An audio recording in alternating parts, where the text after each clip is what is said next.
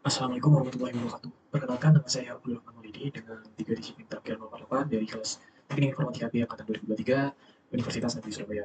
Di sini saya akan melakukan praktikum mengenai subnetting untuk memenuhi tugas mata kuliah jaringan komputer yang diampu oleh Bapak Agus Prihanto. Sebelum itu, saya akan menjelaskan secara singkat mengenai subnetting. Subnetting adalah sebuah proses membagi sebuah network menjadi beberapa subnetwork. Subnetting ini hanya dilakukan pada IP address kelas A, kelas B, dan kelas C. Dengan subnetting ini akan menciptakan beberapa network tambahan, tetapi mengurangi jumlah maksimal host yang ada dalam tiap network tersebut. Jadi, pada intinya, subnetting ini memperbanyak network ID dari satu network ID yang sudah ada, nah di mana sebagian host ID akan dikorbankan untuk digunakan dalam membuat network ID tambahan. Nah, mengapa kita perlu subnetting? Subnetting ini diperlukan untuk mengalokasikan sebuah IP address yang terbatas agar lebih efisien lagi. Jika internet terbatas oleh alamat-alamat di kelas A, kelas B, kelas C, dan network akan memiliki sekitar 254 atau sekitar 16 juta IP address untuk host device-nya.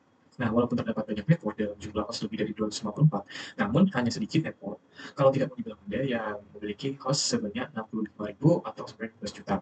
Nah, dan network yang memiliki lebih dari 254 device ini akan membutuhkan alokasi kelas B dan mungkin akan menghamburkan percuma sekitar 10.000 IP address. Jadi kita tujuan subnetting ini agar tidak menghamburkan suatu IP address yang terbuang sia-sia atau yang tidak terpakai. Nah, walaupun sebuah organisasi memiliki ribuan host device, mengoperasikannya sebuah device tersebut di dalam network ID yang sama, itu akan memperlambat sebuah network. Nah, cara TCP/IP bekerja mengatur agar semua komputer dengan network ID yang sama harus berada di physical network yang sama juga. Nah, di sini physical network memiliki domain atau broadcast yang sama, yang berarti sebuah medium network harus membawa semua traffic untuk network. Karena sebuah alasan kinerja, network biasanya disegmentasikan ke dalam domain broadcast yang lebih kecil, bahkan lebih kecil dari kelas C address. Jadi intinya subnetting ini diperlukan untuk bisa mengatur IP ini digunakan agar tidak terjadi perlambatan suatu network. Jadi kita pisahkan menjadi lebih kecil, dan lebih kecil, sehingga tidak ada ID yang tidak terpakai. Nah, di sini terdapat tujuannya. Yang pertama, sesuai dengan prinsip subnetting itu untuk mengefisiensikan pengalamatan, misal untuk jaringan yang hanya mempunyai 10 host, kalau kita menggunakan kelas C saja terdapat 254 min 10. Itu 244 alamat yang tidak terpakai, jadi terbuang sia-sia ya. Membagi satu kelas network atas jumlah subnetwork dengan arti membagi suatu kelas jaringan menjadi bagian-bagian yang lebih kecil. Nah, setelah itu menempatkan suatu host apakah berada dalam satu jaringan atau tidak. Nah, di sini kalau misalnya di kampung-kampung itu untuk mempermudah manajemen juga. Untuk mengatasi masalah perbedaan hardware dengan topologi fisik jaringan.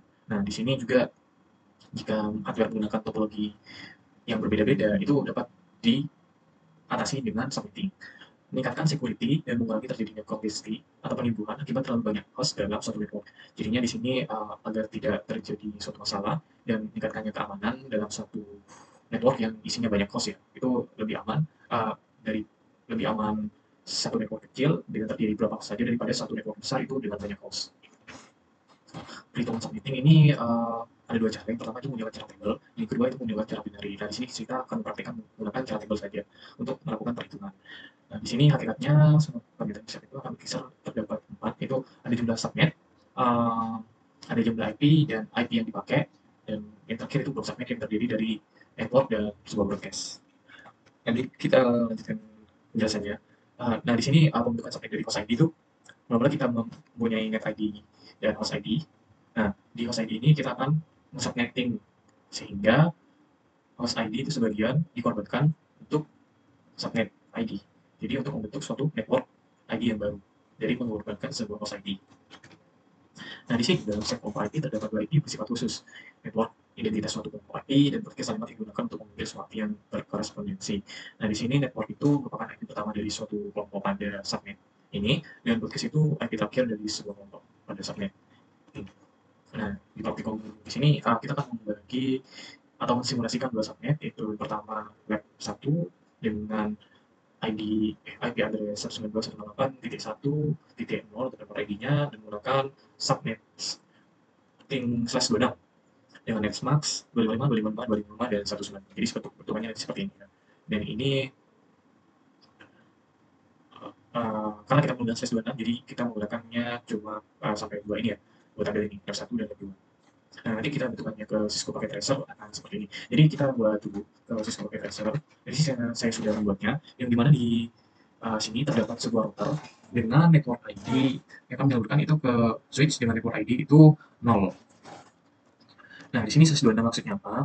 /26 itu, nah di sini kita menggunakan socket bus 192 dengan /26 itu merupakan CIDR-nya, jumlah IP-nya itu 64, nah dikurangin ya 255 dikurangi 255 dikurangi 192, nanti ketemu itu jumlah IP-nya itu 64 dengan jumlah bloknya itu 4. Jadi ada 4 blok antara 0 sampai 63, 64 sampai 127, 128 sampai 191, 192 sampai 255. Nah, di sini ada 4 blok yang berbeda ya.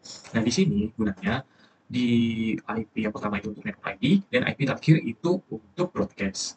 Nah, di sini karena di sini untuk yang pertama itu kita menggunakan 0 sampai 63, nah di mana network ID itu harus yang pertama jadinya 0. Nah, di sini kita isi routernya itu dengan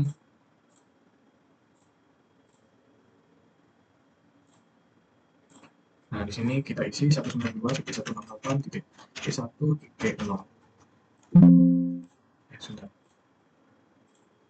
Ini 192.168.1. Ini maaf, ini untuk gateway-nya. 26 622. Nah, ini untuk gateway-nya. Nah, di sini ya. Nah, configuration ini, kan network ID itu merupakan IP pertama. Di sini network ID sudah terisi, yang dimana itu network ID nanti pastinya akan otomatis terisi 192.168.1.0. Nah, di sini kita untuk menghubungkannya akan menggunakan switch dari router. Nah, PC1 ini akan diisi dengan IP address dengan host ID 1, subnextnya kita menggunakan /26, yang berarti di belakangnya itu 192, dan default gateway-nya ini 62. Default gateway-nya kita menggunakan 62 itu sebelum dari pengamatan broadcast ya. Jadi di sini kan di sini broadcast IP-nya itu 63. Nah, di sini kita menggunakan 62. Gunanya apa? Gunanya default gateway ini nanti saya coba praktekkan biar sambil saya jelaskan untuk memahami lebih lanjut. Nah, untuk di PC2 itu sama, kita menggunakan host ID 2 dengan suffix yang sama, dan ini menggunakan gateway juga. Nah, di sini kita tidak menggunakan gateway, untuk host ID-nya 3. Nah, untuk ini seharusnya kita tidak menggunakan gateway ya, jadi saya hapus saja gateway-nya, kita buat 0. Nah, untuk versi 4, itu kita menggunakan blok yang kedua. Nah, di sini blok yang kedua itu rentangnya 64 sampai 127. 127. Jadinya di sini network ID-nya itu 64. Nah, host ID-nya kita mulai dengan 65. Untuk gateway-nya kita mulai dari 126 sebelum IP broadcast-nya ya, di sini. Nah, selanjutnya di PC5 itu sama. IP configuration itu untuk IP address-nya itu menggunakan host ID 66, untuk subnetnya sama, dan ini menggunakan default gateway. Di sini karena kita tidak menggunakan gateway, kita saja ya. Kita gateway-nya itu hanya di PC1, PC2, dan PC4. Untuk PC5 dan PC6 ini kita coba tidak menggunakan gateway. Dengan ID-nya 67.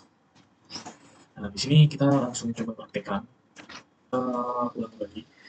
Oke, di sini kita melakukan langkah-langkahnya. Yang pertama itu buat simulasi jaringan seperti yang di atas, tidak termasuk setting IP gateway router, sudah termasuk IP gateway router, IP address PC, network PC, dan gateway PC yang sudah kita setting sebelumnya. Nah, setelah itu kita pindahkan ke mode simulasi, lalu buat skenario seperti berikut ini. Yang pertama itu kirimkan paket sampel PDU dari PC1 ke PC3 itu apakah berhasil. Jadi kita coba ke mode simulation dengan filternya kita menggunakan ACMP. Kita mencoba untuk mengirimkan data dari PC1 ke PC3. Nah, di sini PC1 akan mengirimkan lewat switch, dan switch itu akan mengirimkan datanya ke PC3. Di sini ya, PC3. Setelah itu PC3 akan mengembalikannya ke PC1. Nah, di sini telah berhasil. Percobaan pertama yang berhasil. Kita coba PC1 ke PC4 untuk percobaan kedua, PC1 ke PC4. Di sini kita mencoba PC1 ke PC4. Di sini akan dikirim melalui switch, dan switch di sini akan mengirimkan melalui router, dan router akan mengirimkan kembali ke switch 2. Switch 2 akan broadcast-nya. Nah, di mana sih itu untuk alamat yang sesuai? Jadi di sini ada tanda X-nya ya, bahwa ini bukan alamatnya, bukan IP address-nya. Di sini alamat tempat yang sesuai. Di sini alamat akan mengembalikannya, dan pada router, ada switch, dan ada PC1. Nah, di sini karena terdapat gateway yang menghubungkan root switch dan root switch, maka mengirimkan data dari network ID yang berbeda itu bisa dilakukan. Nah, kita coba di sini. Kita pakai maksimal value dari PC2 ke PC5. Nah, PC2 ini memiliki gateway, tapi PC5 ini tidak memiliki gateway. Kita coba PC2 ke PC5. Kita PC2 ke PC5. Nah, di sini PC2 akan mengirimkannya melalui switch, dan switch akan mengirimnya melalui router, kan di sini memiliki gateway. PC2 memiliki gateway. Nah, router akan mengirimkannya melalui switch 2, dan switch 2 akan mengirimkannya ke PC5. Di sini PC5 memproses. Setelah itu PC5 tidak bisa mengirimkan balasannya. Di sini karena PC5 ini tidak tahu bagaimana cara membalasnya, karena di sini PC5 tidak memiliki gateway untuk menghubungkan ke dua network ID yang berbeda. Nah, di sini komunikasinya berhenti di PC5. Nah, setelah itu kita coba untuk mengirimkan sampel video itu dari PC3 ke PC6. Dan dari PC3 yang tidak memiliki gateway ke PC5 yang tidak memiliki gateway juga. Kita coba mengirimkannya. Nah, di sini kalau tidak memiliki gateway, maka komunikasi antara dua ini PC dengan network ID yang berbeda itu tidak bisa dilakukan. Nah, melakukan tracing PC1 ke PC3 untuk mengetahui apakah bagaimana sih komunikasi itu terhubung. Nah, di sini kita melakukan tracing terlebih dahulu. Yang pertama kita coba dari PC1 ke PC3, PC1 ke PC3. Nah, di sini kita coba ke time. Setelah itu kita coba ke command prompt, kita klik tracer PC3 168 PT1.3. Nah, di sini tracing router ke PC3 itu berhasil tracer komplit. Nah, di sini diketahui bahwa kita dapat menghubungkan jaringan di dua PC ini. Nah, kita coba yang kedua, PC1 ke PC4. Kita coba ya, PC1 ke PC4. Coba tracer 192 T168 T1.3, karena di sini PC4 itu IP-nya 65. Ya, nah, di sini komunikasi dengan PC4 itu telah berhasil, yang dimana kita akan menggunakan gateway untuk menghubungkan, serta yang kedua itu kita akan menggunakan network ID dari switch di lab 2 ini. Nah, di situ komunikasi berhasil. Setelah itu kita coba PC2 ke PC5, yang dimana PC2 memiliki gateway dan PC5 tidak memiliki. Tracer 192.168.1.6. Nah, di sini untuk tracing ke PC6 itu nah, di sini PC2 itu menemukannya karena maksudnya di sini di jaringan ini tidak ada ID yang dituju, maka akan dikirimkan ke router. Nah, di router ini karena di PC5 ini tidak memiliki sebuah gateway, jadi komunikasinya itu terputus di PC5. Bagaimana sih kita PC5 ini mengirimkannya kembali ke PC2, jadi tidak terjalin komunikasi dua arah. Di sini akan mengakibatkan request sampai 30 kali. Nah, setelah itu kita coba yang terakhir PC3 ke PC6 yang sama-sama tidak memiliki gateway. IP itu 192.168.1.7.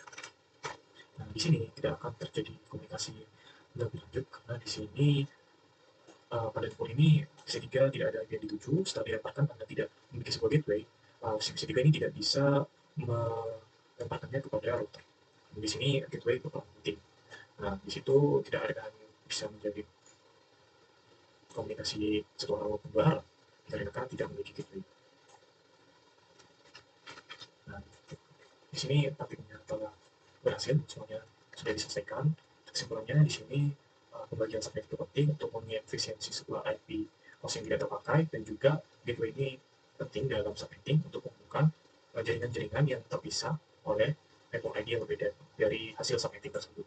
Jadi sekian praktikum dari saya dan penjelasannya, kurang lebih mohon maaf. Wassalamualaikum warahmatullahi wabarakatuh.